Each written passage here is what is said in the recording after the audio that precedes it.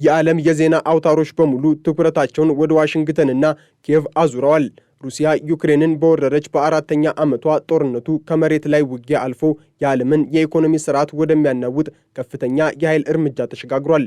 በዚህ ዕለት የወጣው መረጃ እንደሚያመለክተው የአሜሪካው የውጭ ጉዳይ ሚኒስትር ለዩክሬን መንግስት እጅግ አስደንጋጭና ግልጽ የሆነ ኦፊሴላዊ ማስጠንቀቂያ ልኳል።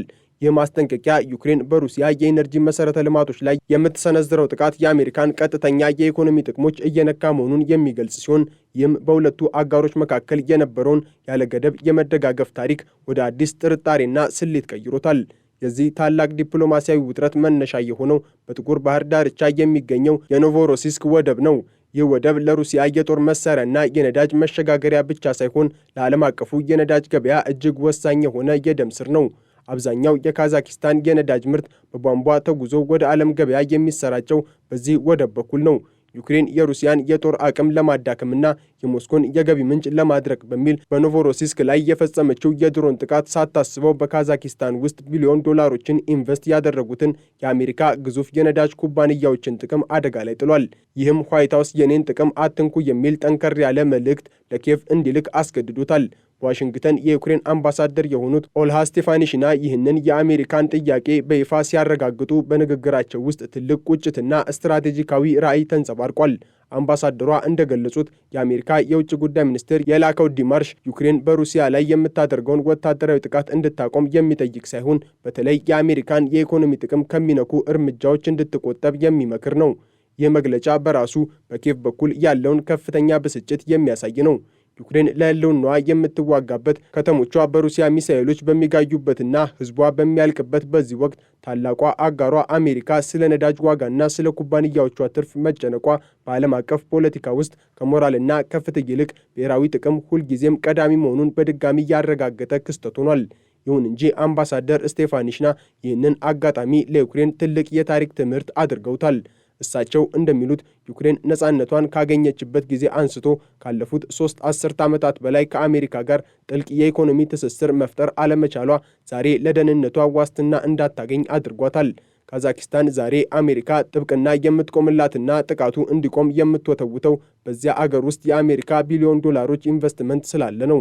ስለዚህ የዩክሬን ቀጣይ ስትራቴጂ ጦር ሜዳው ላይ ብቻ ሳይሆን የአሜሪካን ካፒታል ወደ ዩክሬን በማፍሰስ የዋሽንግተንን ጥቅም ከኪየቭ ደህንነት ጋር ማቆራኘት መሆን አለበት። ይህ ሲሆን ብቻ ነው አሜሪካ የዩክሬንን ድንበር እንደ ራሷ ንብረት የምትጠብቀው። ይህ አዲስ የኢኮኖሚ ደህንነት ዋስትና ፍልስፍና ዩክሬን ከጦርነት በኋላ ለሚኖራት ሕልውና የምትከተለው አዲስ የዲፕሎማሲ አቅጣጫ መሆኑን ያመለክታል። በሌላ በኩል በአሜሪካ የፖለቲካ መድረክ ላይ የታየው ለውጥ ለዩክሬን ሌላው ትልቅ እንቆቅልሽ ሆኗል። ፕሬዚዳንት ዶናልድ ትራምፕ ወደ ስልጣን መመለሳቸውን ተከትሎ አሜሪካ ለዩክሬን የምትሰጠውን ወታደራዊ ድጋፍ በከፍተኛ ሁኔታ ቀንሳለች። ይሁን እንጂ አምባሳደር ስቴፋኒሽና እንደሚሉት ዩክሬን ተጥያለው የሚል ስሜት የላትም። ይልቁንም ፕሬዚዳንት ትራምፕ ጦርነቱን በዲፕሎማሲያዊ መንገድ ለመቋጨት ያላቸው የግል ቁርጠኝነትና ጥረት ለዩክሬን አዲስ ዕድል ሊከፍት እንደሚችል ተስፋ ታደርጋለች። አምባሳደሯ በፕሬዚዳንት ትራምፕ የስቴት ኦፍ ዘ ዩኒየን ንግግር ላይ እንድትገኝ መጋበዟም ዋይት ሀውስ አሁንም ለዩክሬን ጆሮውን እንዳልዘጋ የሚያሳይ ምልክት ተደርጎ ተወስዷል። ዩክሬን በዚህ አዲስ የአሜሪካ መሪነት ውስጥ ራሷን ለማስማማትና ጥቅሟን ለማስከበር ከፍተኛ ጥረት እያደረገች ትገኛለች። ዩክሬን በአሁኑ ወቅት በአሜሪካ ኮንግረስ በኩል አዲስና መጠነ ሰፊ የማዕቀብ ረቂቅ ሕግ እንዲጸድቅ በከፍተኛ ሁኔታ እየወተወተች ነው። ይህ ሕግ በተለይ የሩሲያን ግዙፍ የነዳጅ ኩባንያዎች እንደ ሉኮይልና ሮስኔፍት ያሉትን በማነቆ ውስጥ ለማስገባት ያለመ ነው። ዩክሬን የሩሲያን የጦር ፈንድ ለማድረግ የምትከተለው ስትራቴጂ አሁን ከጦር ሜዳ ውጊያ አልፎ ወደ ዓለም አቀፍ የፋይናንስና የንግድ ሕጎች ዘልቆ ገብቷል። አምባሳደሯ ይህ ረቂቅ ሕግ በሁለቱም የፖለቲካ ፓርቲዎች ዘንድ ከፍተኛ ድጋፍ እንደሚያገኝና ፕሬዚዳንት ትራምፕም እንደሚያጸድቁት ያላትን ጽኑ እምነት ገልጸዋል። ይህ ካልሆነ ግን ዓለም አቀፉ ማህበረሰብ ሩሲያን ለማቆም ያለው እውነተኛ ፍላጎት ጥያቄ ውስጥ እንደሚከተው አስታውቃለች። ይህ የዲፕሎማሲ ትግል ዩክሬን በዋሽንግተን ኮሪደሮች ውስጥ የምታደርገው ሌላኛው የህልውና ጦርነት ነው። በሞስኮ በኩል ያለው ሁኔታ ደግሞ ከወትሮ በተለየ የጭንቀትና የቁጣ መንፈስ ይታይበታል። ፕሬዝዳንት ቭላዲሚር ፑቲን የጦርነቱን 4ኛ ዓመት መታሰቢያ ምክንያት በማድረግ ለሀገሪቱ የውስጥ ደህንነት ተቋም ባስተላለፉት ትዕዛዝ ሩሲያ ከመቼውም ጊዜ በላይ በከፍተኛ ጥበቃ ስር እንድትሆን አዘዋል። ፑቲን ዩክሬንንና ምዕራባውያን አጋሮቿን በሽብርተኝነት በግልጽ ወንጅለዋል። እንደሳቸው አገላለጽ ዩክሬን በጦር ሜዳ ስልታዊ ድል መቀዳጀት ስላልቻለች አሁን ወደ ማፍረስ፣ ወደ ድንገተኛ ጥቃቶችና ወደ ባለስልጣናት ግድያ ተግባራት ፊቷን አዙራለች። በተለይም በጥቁር ባህር ስር የሚገኙ የኤነርጂ መስመሮች፣ የነዳጅ ቧንቧዎችና የንግድ ወደቦች ወደፊት ከፍተኛ ጥቃት ሊሰነዘርባቸው እንደሚችል ስጋታቸውን ገልጸዋል። ይህ የፑቲን መመሪያ የሚያሳየው የዩክሬን ድሮኖችና የሚሳኤል ጥቃቶች የሩሲያን የውስጥ ደህንነት ምን ያህል እየፈተኑት እንደሆነ ነው። ሩሲያ ግዙፍ የጦር ኃይል ቢኖራትም የራሷን የኢኮኖሚ መሰረተ ልማቶች ከዩክሬን ስልታዊ ጥቃቶች መከላከል ከባድ እየሆነባት መጥቷል። ፑቲን የደህንነት ተቋማቱ ክትትላቸውን እንዲያጠናክሩ፣ የመከላከያ ግንባቸውን እንዲያጠናክሩና በህዝብ መሰብሰቢያ ቦታዎች ላይ ጥብቅ ቁጥጥር እንዲያደርጉ መመሪያ የሰጡት በሩሲያ ህዝብ ዘንድ እየተፈጠረ ያለውን ስጋት ለመቀነስና መንግስታቸው አሁንም ሁኔታውን ተቆጣጥሮታል የሚል መልእክት ለማስተላለፍ ነው። ይሁን እንጂ የዩክሬን ጥቃቶች ወደ ሩሲያ እምብርት እየተቃረቡ መምጣታቸው ሞስኮ ለጀመረችው ጦርነት የምትከፍለው ዋጋ ከቀን ወደ ቀን እየጨመረ መሆኑን ያሳያል። በጄኔቫ የተካሄዱት የ2 ቀናት የሰላም ንግግሮች ያለምንም ስምምነት መጠናቀቃቸው ደግሞ ሁኔታው አሁንም በጠመንጃ አፈሙዝ እንጂ በዲፕሎማሲ ለመፈታት ገና መሆኑን ያረጋግጣል። ዩክሬን የሩሲያን ወታደራዊ ኃይል ለማዳከም ያላትን ቆራጥነት ስትገልጽ፣ ሩሲያ በበኩሏ የያዘችውን ግዛት የመልቀቅ ፍላጎት የላትም። በዚህ መሃል ግን ዓለም አቀፉ የነዳጅ ገበያና የኢኮኖሚ ጥቅም ጉዳይ እንደ ትልቅ ተዋናይ ብቅ ብሏል። ዩክሬን በአንድ በኩል አሜሪካን ላለማስቆጣት ስትል ጥቃቶቿን በጥንቃቄ መምራት ይኖርባታል። በሌላ በኩል ደግሞ የሩሲያን የገቢ ምንጭ ካልመታች ጦርነቱን ማሸነፍ እንደማትችል ታውቃለች። ይህ በመላጭ ላይ የመራመድ ያህል የሚከብድ የዲፕሎማሲና የወታደራዊ ስትራቴጂ ጥበብ የዩክሬንን መሪዎች ለከፍተኛ ፈተና ዳርጓቸዋል። አምባሳደር ስቴፋኒሽና እንደገለጹት ዩክሬን አሁንም ቢሆን ከአሜሪካ መንግስት ጋር በቅርበት እየሰራች ነው። አዳዲስ መንገዶችን በመፈለግ የሩሲያን የጦር ፈንድ ለማድረግ የሚደረገው ጥረት ቀጥሏል። ዝርዝር መረጃዎችን ከመስጠት ቢቆጠቡም በቅርቡ የሚታዩ አዳዲስ እርምጃዎች እንደሚኖሩ ፍንጭ ሰጥተዋል። እኛ አልተተውንም የሚለው የእሳቸው ንግግር ዩክሬን አሁንም በአሜሪካ ፖለቲካ ውስጥ ያላትን ተሰሚነት ለመጠበቅ የምታደርገውን ትግል ያሳያል። ጦርነቱ ወደ 5ኛው ዓመት ሲሸጋገር የኃይል ሚዛኑ ከግንባር ውጊያ አልፎ ወደ ኢኮኖሚያዊና ዲፕሎማሲያዊ የበላይነት እየተለወጠ ነው። የጥቁር ባህር አካባቢ አሁን የዓለም የጂኦፖለቲካዊ ፍጥጫ ማዕከል ሆኗል። ዩክሬን የሩሲያን መሰረተ ልማቶች በምትመታበት ጊዜ ድምፁ ዋሽንግተን ብቻ ሳይሆን በዓለም አቀፍ የነዳጅ መለዋወጫ ገበያዎች ውስጥ ያስተጋባል። ይህ ደግሞ አሜሪካ በዩክሬን ጉዳይ ላይ ያላትን አቋም በሁለት ቢላዋ እንድትስል ያድርጓታል።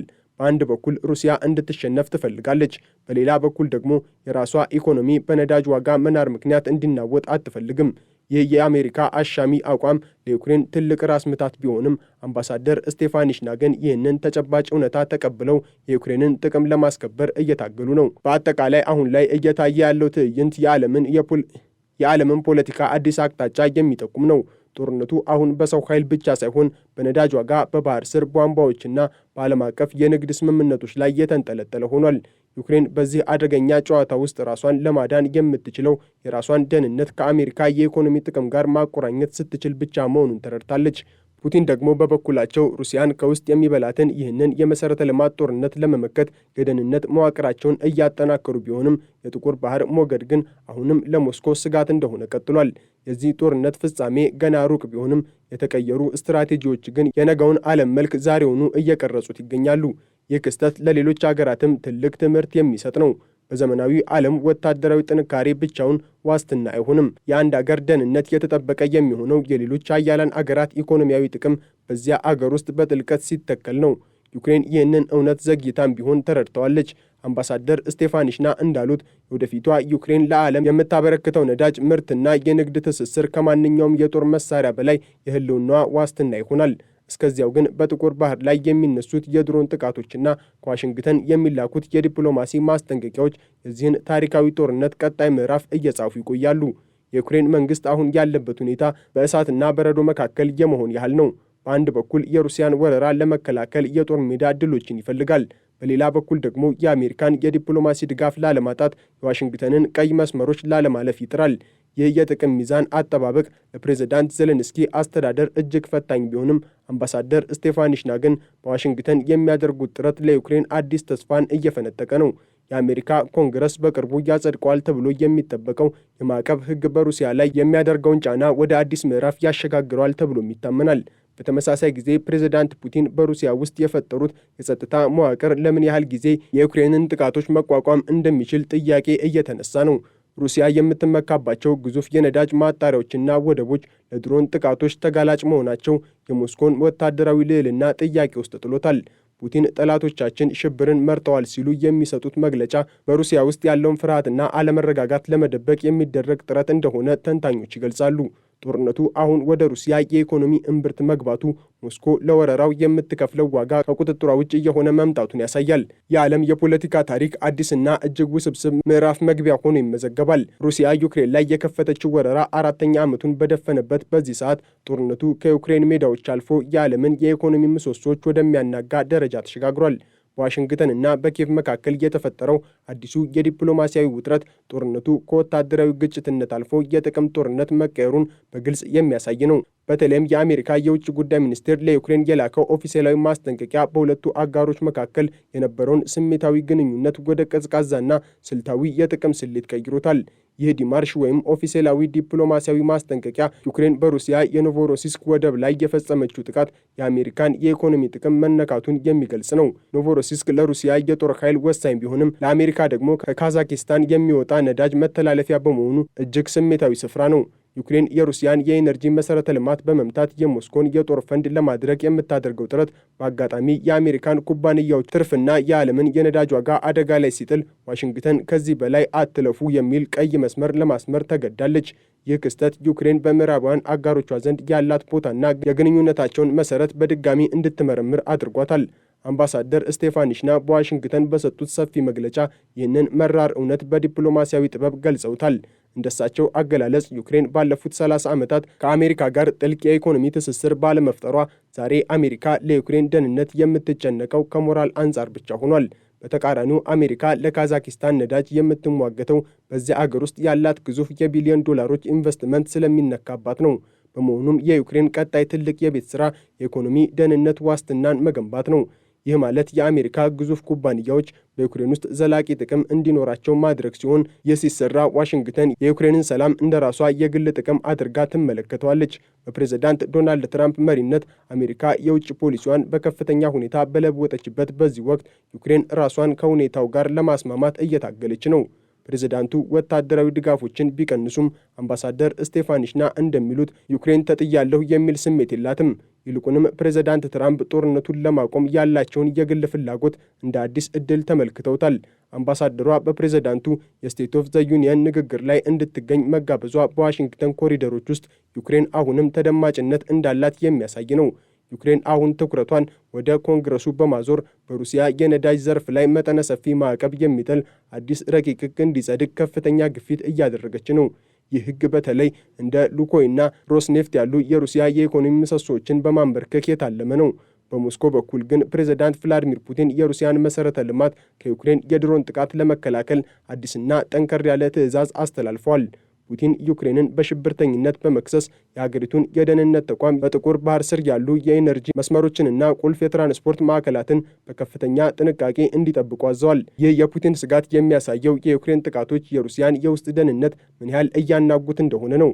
ጦርነቱ አሁን በሜዳ ላይ ከሚደረገው ውጊያ ይልቅ በባህር ስር ቧንቧዎች፣ በነዳጅ ማጣሪያዎችና በዓለም አቀፍ የንግድ መስመሮች ላይ ወደሚደረግ የመሠረተ ልማት ጦርነት ተቀይሯል። ሩሲያ ወታደራዊ ልዕልና ቢኖራትም የራሷን የኢኮኖሚ የደም ስሮች ከኪየቭ ስልታዊ ጥቃቶች መከላከል ከባድ ፈተና ሆኖባታል። በጄኔቫ የተደረጉት የሰላም ንግግሮች ያለምንም ስምምነት መጠናቀቃቸው ደግሞ ዓለም አቀፉ ማህበረሰብ አሁንም ለዚህ ጦርነት ዘላቂ መፍትሄ ማግኘት እንዳልቻለ ያሳያል። ዩክሬን የሩሲያን የጦር ፈንድ ለማድረግ የምታደርገው ጥረት ከአሜሪካ ብሔራዊ ጥቅም ጋር እየተጋጨ መምጣቱ ለኪየቭ መሪዎች ትልቅ የዲፕሎማሲያዊ ፈተና ነው። በአንድ በኩል ሩሲያን ማዳከም ይፈልጋሉ፣ በሌላ በኩል ደግሞ አሜሪካን ላለማስቆጣት ምጥን እርምጃ መውሰድ ይኖርባቸዋል። ይህ በምላጭ ላይ የመራመድ ያህል የሚከብድ የፖለቲካ ጨዋታ የዩክሬንና የአሜሪካን ግንኙነት አዲስ መልክ እያስያዘው ነው። የዓለም ፖለቲካ አየር ሁኔታም ከዚህ ጦርነት ጋር ተያይዞ እየተቀየረ ነው። በሲንጋፖር የተመዘገበው የነዳጅ ዋጋ መናር፣ በእንግሊዝ የተጀመረው አዲስ የጉዞ ፈቃድ ስርዓትና በዓለም አቀፍ ደረጃ የሚታየው የኢኮኖሚ አለመረጋጋት የዚህ ጦርነት ውጤቶች ናቸው። ዩክሬን አሁን የራሷን ሕልውና ለማስጠበቅ የምትችለው የራሷን ደህንነት ከዓለም አቀፍ የኢኮኖሚ ስርዓት ጋር ማቆራኘት ስትችል ብቻ መሆኑን ተረድታለች። አምባሳደር ስቴፋኒሽና እንዳሉት ወደፊቷ ዩክሬን የምትገነባው በጦር መሳሪያ ብቻ ሳይሆን ከአሜሪካና ከምዕራባውያን ጋር በሚኖራት ጥልቅ የንግድና የኢንቨስትመንት ትስስር ነው። ይህ አራተኛው የጦርነት ዓመት መታሰቢያ ዩክሬን ለብቻዋ እንዳልተተወች ነገር ግን የግንኙነቱ መሰረት መቀየሩን ያረጋገጠበት ነው። ጦርነቱ ወደ 5ኛ ዓመት ሲሸጋገር የኃይል ሚዛኑ የሚወሰነው በጦር ሜዳ ብቻ ሳይሆን በዋሽንግተን የሕግ መወሰኛ ምክር ቤት፣ በጄኔቫ የሰላም ጠረጴዛና በጥቁር ባህር የነዳጅ መስመሮች ላይ በሚወሰዱ እርምጃዎች ይሆናል።